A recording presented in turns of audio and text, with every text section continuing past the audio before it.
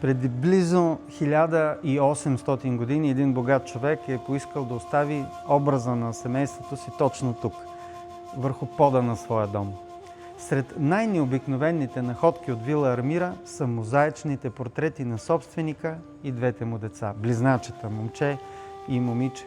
Това са единствените известни досега портрети върху римска мозайка, открити по нашите земи.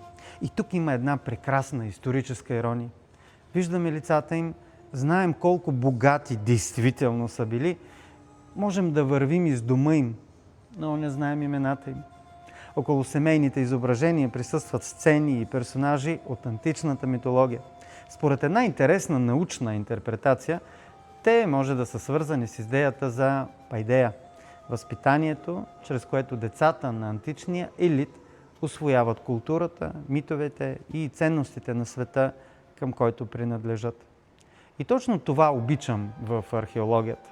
След почти 2000-летия историята понякога ни връща не името на човека, връща ни лицето му. Вила Армира ни напомня за нещо, което понякога забравяме. Римската империя не е само част от историята на Италия. Тя е част и от нашата българска история, написана тук, по българските земи.